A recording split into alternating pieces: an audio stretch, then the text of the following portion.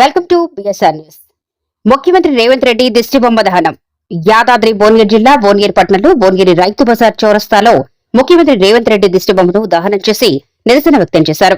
నిన్న తెలంగాణ అసెంబ్లీలో బీఆర్ఎస్ మహిళా ఎమ్మెల్యేలను కించపరుస్తూ సీఎం రేవంత్ రెడ్డి మాట్లాడిన మాటల్లో నిరసిస్తూ ఆందోళన చేపట్టారు.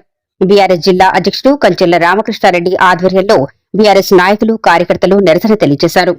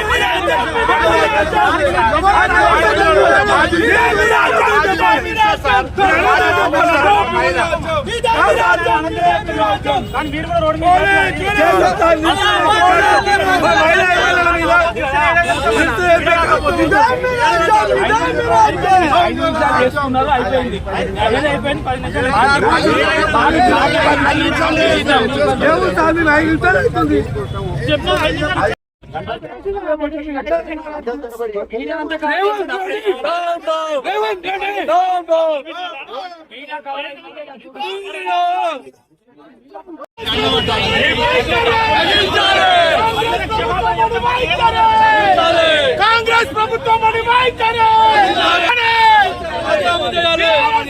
మహిళా ఎమ్మెల్యేలకు వెంటనే టీఆర్ఎస్ పార్టీ మహిళా ఎమ్మెల్యేలకు వెంటనే టీఆర్ఎస్ పార్టీ మహిళా ఎమ్మెల్యేలకు వెంటనే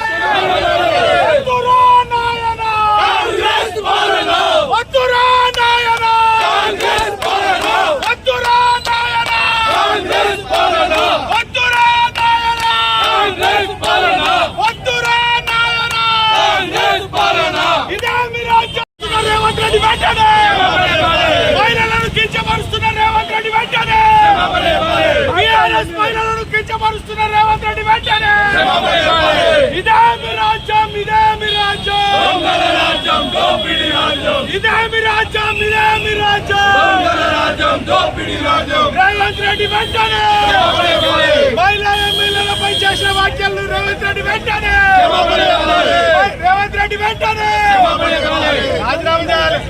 ముఖ్యమంత్రి రేవంత్ రెడ్డి వెంటనే ముఖ్యమంత్రి కించపరుస్తున్న రేవంత్ రెడ్డి వెంటనే మహిళలను కించపరుస్తున్న రేవంత్ రెడ్డి వెంటనే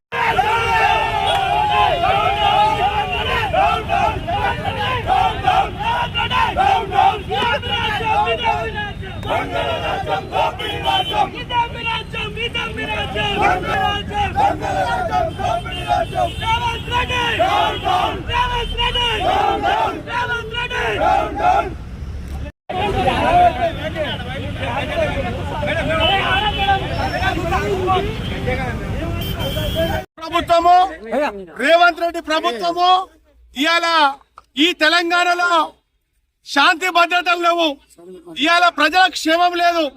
అదే విధంగా ఒక గౌరవ పదంలో ఉన్నటువంటి రేవంత్ రెడ్డి ముఖ్యమంత్రిగా ఈ తెలంగాణకు తండ్రి స్థానంలో ఉన్నటువంటి రేవంత్ రెడ్డి ఇవాళ మహిళలపై హత్యలు జరుగుతున్నా, అత్యాచారాలు జరుగుతున్నా, ఎక్కడ పట్టించుకునే దాఖలాలు లేవు.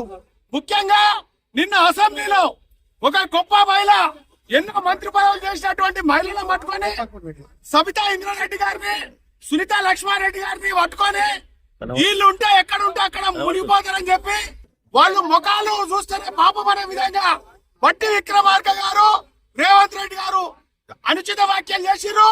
ఇలా తెలంగాణలో గతంలో మహిళలంటే ఒక గౌరవప్రదంగా ఉండే, మహిళలంటే ఒక బతుకమ్మ, మహిళలంటే ఒక చైతన్యము, మహిళలంటే ఎన్నో విధాలుగా ఉన్నటువంటి ఈ యొక్క తెలంగాణలో ఇలా అన్నిటితో పాటు గౌరవ ముఖ్యమంత్రి రేవంత్ రెడ్డి గారు బుద్ధి లేకుండా తనకు అక్క చెల్లెలు లేనట్టుగా, తనకు అమ్మ బిడ్డలు లేనట్టుగా, తనకు ఎంత అవమానకరంగా సబితా ఇంద్రారెడ్డి గారిని అవమానం చేసిండో దాన్ని బేషరతుగా క్షమాపణలు చెప్పాలి.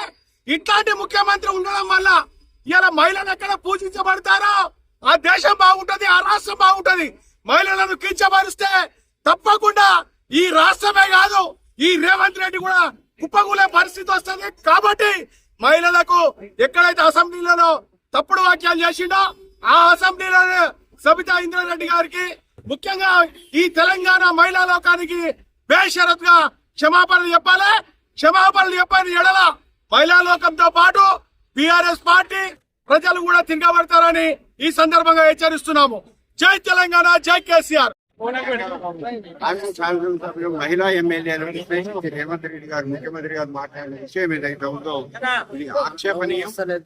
ఒక మాటలు చెప్పాలంటే వాళ్ళు పార్టీ మారిన దాని గురించి ఆయన వెతుకబడ్డాడు. కానీ 10 ఏళ్ళు అన్ని పదవులు అనుభవించి సబితా ఇంద్రారెడ్డి, సునీత లక్ష్మారెడ్డి పార్టీ మారినరు, బీఆర్ఎస్ పార్టీలకు వచ్చి అంటున్నారే. ఇవాళ మీరేం చేసిండ్రు? కేశవరావు ఎక్కడి నుంచి వచ్చిండు? 10 ఏళ్ళు బీఆర్ఎస్ పార్టీలో అనేక పదవులు అవలంబించిండు. అతన్ని తీసుకొని మీరు ఇవాళ కాంగ్రెస్ పార్టీలో చేర్చుకున్నారు కదా. పదవులు అనుభవించి ఇవాళ మీతో కలిసి వచ్చిన అడిగం శ్రీహరిని ఎట్లా కలుపుకున్నారు? అట్లాగే పోచారం శ్రీనివాసరెడ్డి 2014 నుంచి 2023 వరకు అనేకమైనటువంటి ఉన్నత పదవులు అవలంబించినటువంటి పోచారం శ్రీనివాసరెడ్డిని మీరు ఎందుకు కలుపుకున్నారు? ఎట్లా చేసుకున్నారు? అయితే సబితా ఇంద్రారెడ్డి చేసిందేమో తప్పైతుంది, పోచారం శ్రీనివాసరెడ్డి కడియం శ్రీహరి చేసిందేమో ఒప్పెట్లయితుందో ఒకసారి రేవంత్ రెడ్డి చెప్పాల్సిన అవసరం ఉంది అని చెప్పి సందర్భంగా నేను తెలియజేస్తా ఉన్నాను.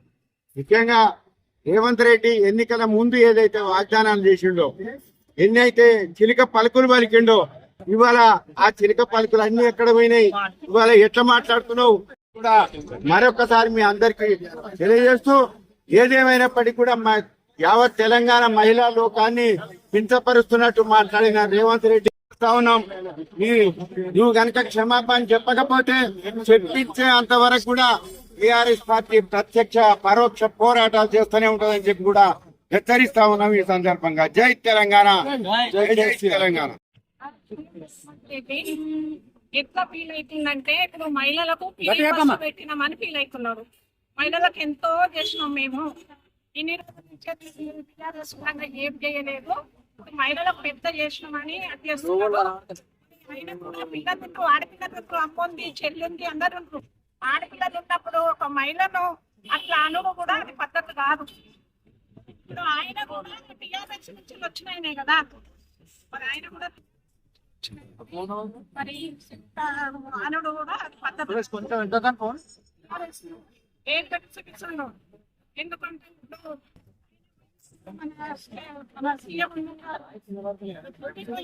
తీసుకొచ్చుకోలే కదా, పాటలో గెయిన్ కావాలని ఇంటికి తిరిగితే తీసుకొచ్చుకోలేదు. అంటే వచ్చింది గెయిన్ అయ్యిండు. కానీ ఈయన మటుకు ఇంట్లో పోయి ఒక దావత్ పిలిచినట్టు ఇంట్లో పోయి వాళ్ళకు చెప్పి పార్టీలో గెయిన్ తీసుకుంటుంది. అయినా మనం చేయలేదు కదా. 10 సంవత్సరాల నుంచి మన సీఎం ఉండగా, మన టీఆర్ఎస్ ఉండగా ఒక్క మహిళనన్నా లేదా అన్న పాపన పోయిందా? వాళ్ళు అంటుంటేనే మనం అన్నాం, కానీ మనం అయితే మనం వ్యక్తిగతంగా మాత్రం మనం అనలేదు. ఇటువంటి మాటలు మాత్రము మన సీఎం రేవంత్ రెడ్డి మానుకోవాలి.